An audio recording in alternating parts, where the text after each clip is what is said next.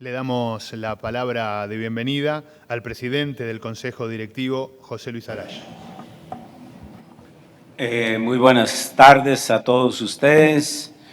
Bienvenidos acá a Buenos Aires, que la pasen muy bien. Y ya después de 2 años que nos podemos ver de nuevo juntos, esperamos que la situación mundial nos vaya permitiendo todos esos espacios.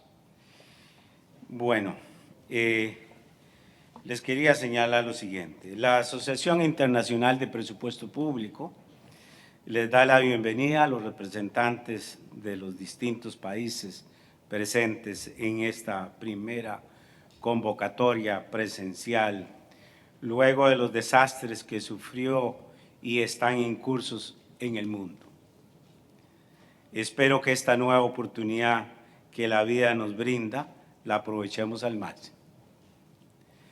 A pesar de los cambios tecnológicos, las nuevas formas de trabajo y las que hemos tenido que soportar, los invito a reflexionar sobre el inmenso valor que significa vernos de nuevo. Estar cara a cara, comentando experiencias de vida y poder estrechar nuestras manos y unirnos en un abrazo fraterno. Algo que el avance científico jamás podrá sustituir ni destruir.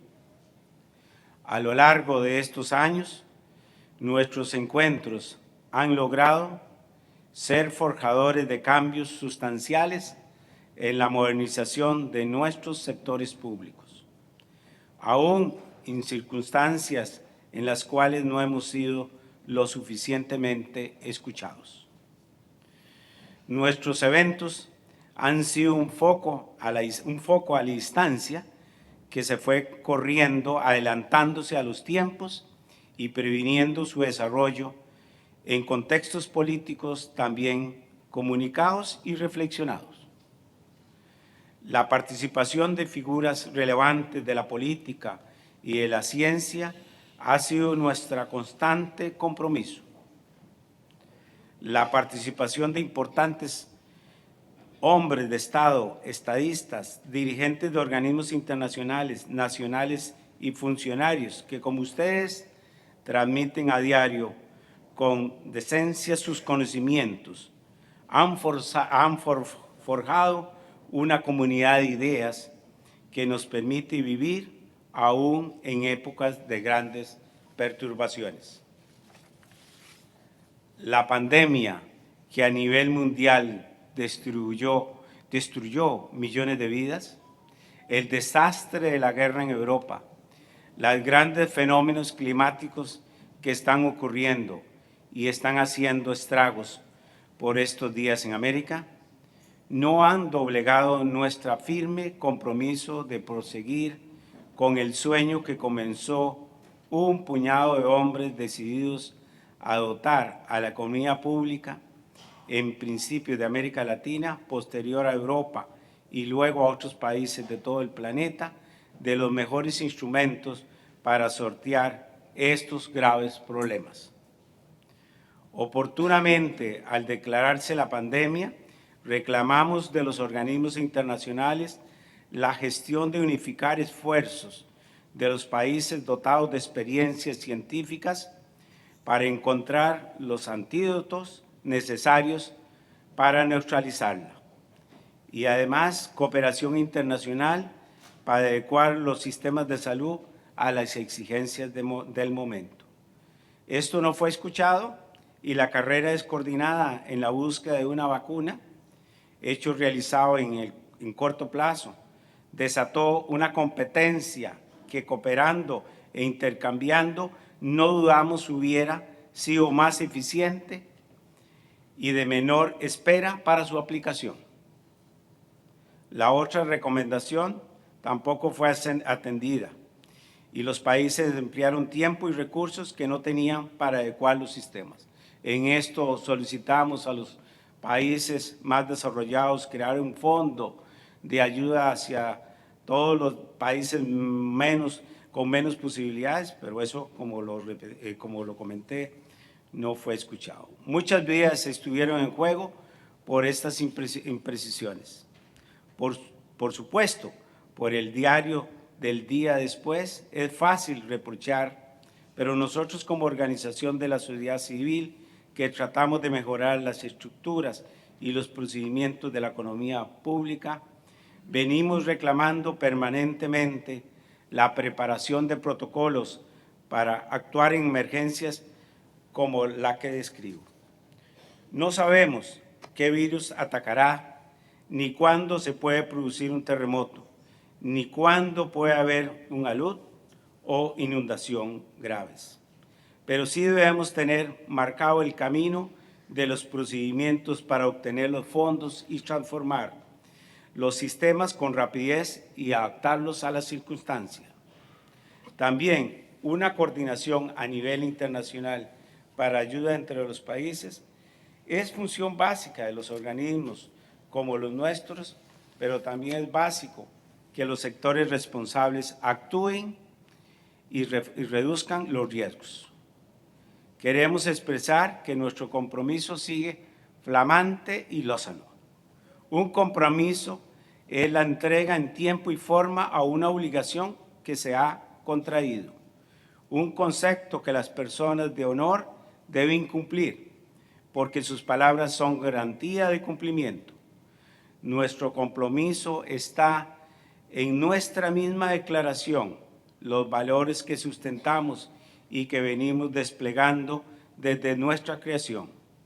Nuestro lema fue siempre hacer lo que se debía hacer y lo que nosotros podíamos hacer.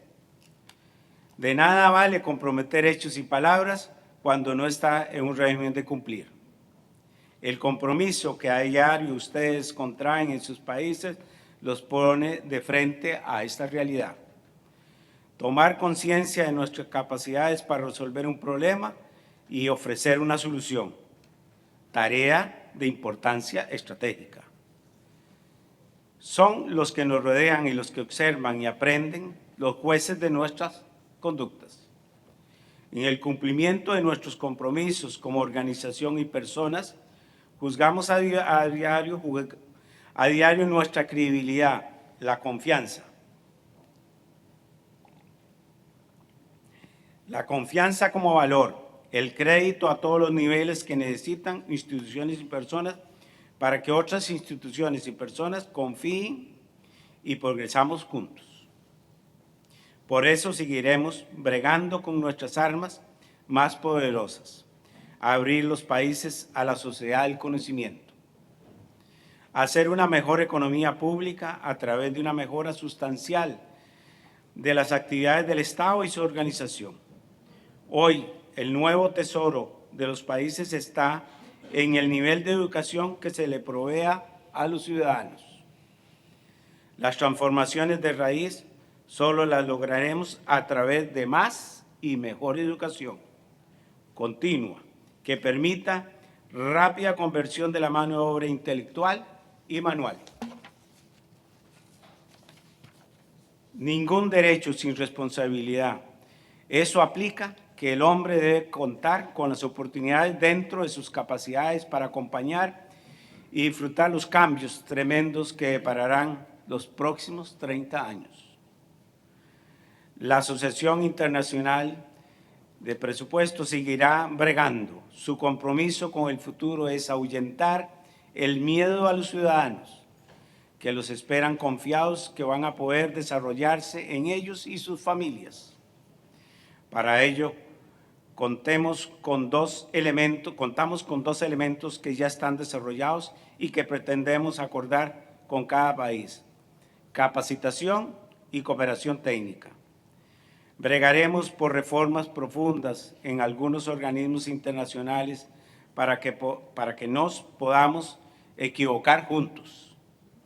Son inaceptables las estandarizaciones y los errores que cometen a diario y es inaceptable la cantidad de dinero que se derrocha en actividades inconducentes. Después del año 20, donde la economía mundial se decreció en 3,3% y la región latinoamericana en 6,4% en el 20. Después, en el 21 comenzamos a crecer de nuevo, pero se nos vino otra catástrofe, que son las presiones y las consecuencias que tenemos sobre los sistemas económicos mundial, como son la presión inflacionaria provocada por los estímulos para mantener la actividad económica que todos nuestros países tuvieron que emprender. También se presentaron los problemas, se presentan de las cadenas de suministro, muchos puertos paralizados. China continúa con su política de cero COVID, la cual detiene la producción, incrementa los costos de transporte. Otro impacto de toda esta pandemia y que estamos ahora viendo las consecuencias 2 años después, otro elemento es la invasión Rusia a Ucrania, ha conducido a un shock energético similar a los años 70, que ha incrementado los precios de los combustibles, granos y metales. También estamos en este momento en una coyuntura que las políticas que las autoridades están tomando por las presiones inflacionarias, subiendo las tasas de interés para enfriar la economía, para evitar que estas presiones sigan afectando la misma, tiene efectos en el crecimiento económico, conduciendo a una situación que se conoce como estanflación. Convivencia, que eso es convivencia de estancamiento con inflación y desempleo. A pesar de ello, la economía que esperábamos que creciera para este año mundial en más del 5%, apenas va a crecer en un 2,9%, menos de ese 5% que les señalaba.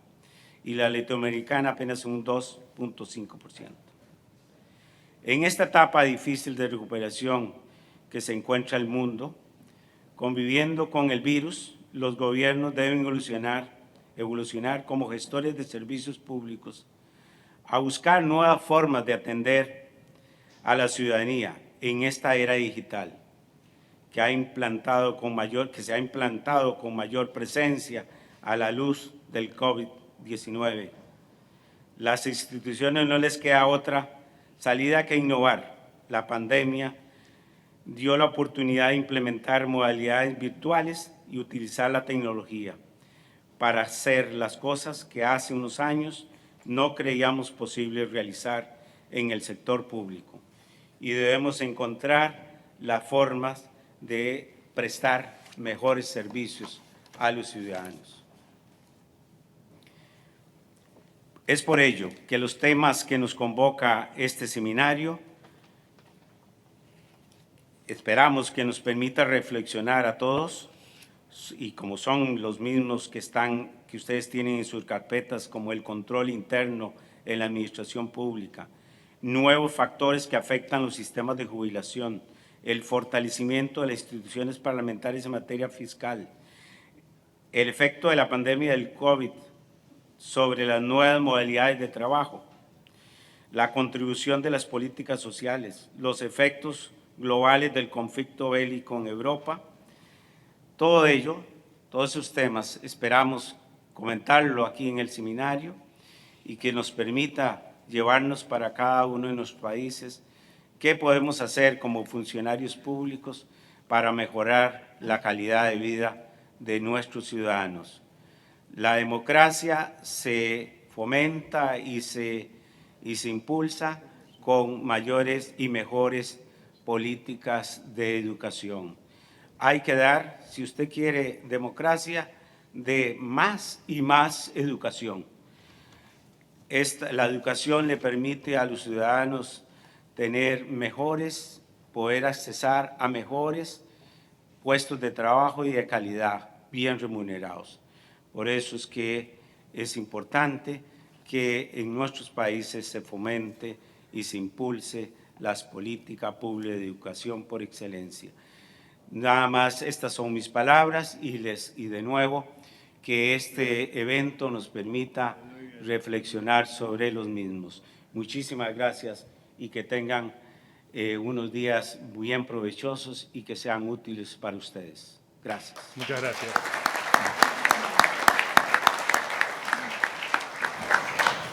Pues inmediatamente invitaría al señor vicepresidente segundo, a Isaac Alfie-Stocker, de la República Oriental del Uruguay, a dirigir unas palabras a los representantes de los distintos países antes que comience el doctor Rigo su conferencia magistral. Gracias. Buenas tardes a todos. Es un gusto para mí, señor presidente. Comparto en gran medida su exposición. Los presupuestos, las finanzas de los estados están sumamente comprometidas, no solo las finanzas de los países en vías de desarrollo o directamente subdesarrollados, sino también y especialmente la finanza de los países desarrollados. La expansión fiscal y monetaria derivada de la pandemia, cuando todavía no se habían acabado los efectos de la crisis, que fue corta por la respuesta, pero en términos de tiempo, pero larga en términos de efectos del año 2008, hizo que el cambio fuera sustancial. El cambio sustancial implicó estímulos monetarios desconocidos y también estímulos fiscales desconocidos, con generaciones de deuda que se elevaron muchísimo, deudas que comprometen obviamente el futuro y deudas que usualmente se pagan con inflación, que es la única manera de cobrar un impuesto de manera implícita sin que ello, sin pasar por el Parlamento, básicamente. Y eso es lo que ha vivido el mundo, lo que está viviendo el mundo, lo que los macroeconomistas preveían, ¿sí? Se está dando, y lamentablemente, desde nuestro punto de vista, se va a dar por un buen tiempo todavía. La deuda pública de todos los países es demasiado grande como para ser sostenible solo con impuestos y con una carga de intereses que mientras un tiempo fue cero, no fue problema, pero ya no va a ser, ya no es cero y claramente no va a ser cero. Todo está aún pendiente de resolución. ¿Hasta cuándo las tasas de interés reales van a ser negativas en términos internacionales? Nadie lo sabe, pero todo el mundo presume que las tasas dejarán de ser negativas en poco tiempo. Y eso va a poner más presión sobre los fiscos, más presión sobre los presupuestos y, por tanto, mucha más presión sobre todos los agentes y todos los funcionarios, sean políticos o sean técnicos, que analizan el presupuesto, que hacen las propuestas del presupuesto y evalúan los presupuestos, evalúan las acciones, evalúan los programas. Porque cuando hay restricciones, claramente los espacios para los errores desaparecen o se reducen muchísimo, pero además de eso,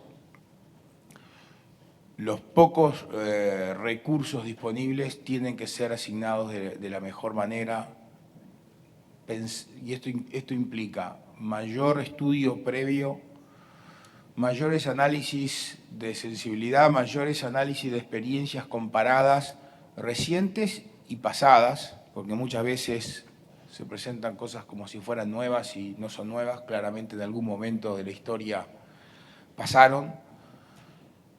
Y eso es clave por los recursos. Los recursos van a ser escasos, siempre son escasos, ese es el arte de la economía, asignar de la mejor manera posible recursos escasos, pero van a ser particularmente escasos. Solemos decir, y es un latiguillo, que siempre estamos en épocas difíciles, pero claramente esta época sí efectivamente es bien compleja. Y bien compleja por algunos hechos,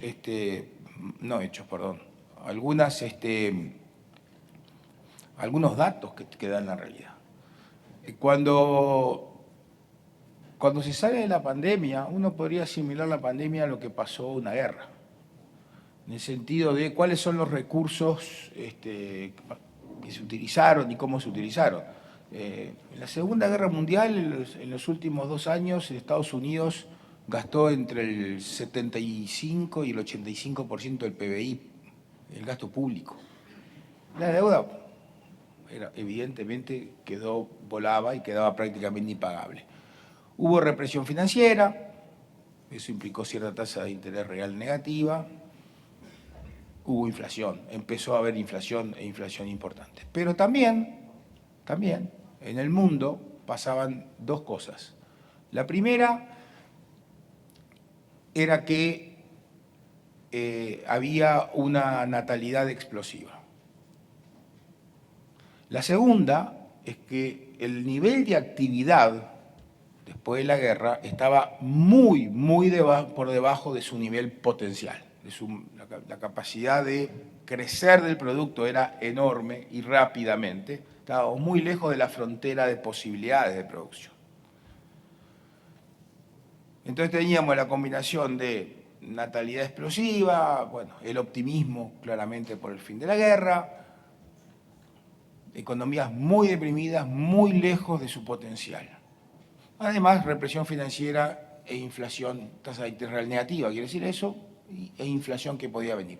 Eso rápidamente, el cociente entre la deuda y el producto, que es lo que se suele medir, el producto podía crecer mucho y rápidamente.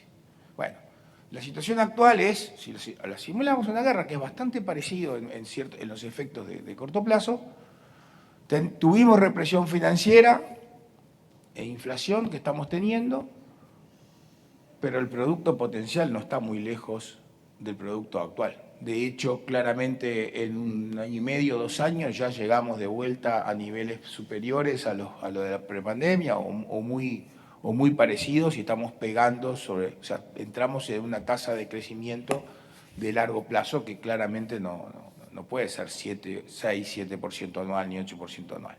No existe productividad total de factores que aumente a ese ritmo. Y segundo, la población mundial está en general, por lo tanto en Occidente y en algunos países ya del Oriente también, estancado, cayendo. Por lo tanto, la expansión del nivel de actividad no va a ser como fue antes, y eso claramente nos deja poco espacio, ¿sí? Y le deja a los estados poco espacio y con una sola arma prácticamente para poner su deuda y en eso su estabilidad en un sendero justamente de no default, ¿sí? de no quiebra. Y básicamente se está haciendo con inflación. Y eso es lo que lamentablemente vamos a ver. Todos sabemos que la estabilidad es la base de toda economía, es la base de todo presupuesto de actividad general, ¿sí? Y si no se logra esa estabilidad, en realidad lo que sucede es que a mediano plazo el bienestar cae, o por lo pronto no crece como crecería bajo condiciones de estabilidad, en general cae. Por ende, todos ustedes que trabajan en esta área, más allá del trabajo diario, ahora cuando haga la presentación, yo creo que se enfrentan a enormes desafíos que los cuales van a tener que ayudar a resolver. En realidad, ayudar a tomar decisiones racionales, ¿sí? Muy racionales en los próximos tiempos. Gracias, señor presidente.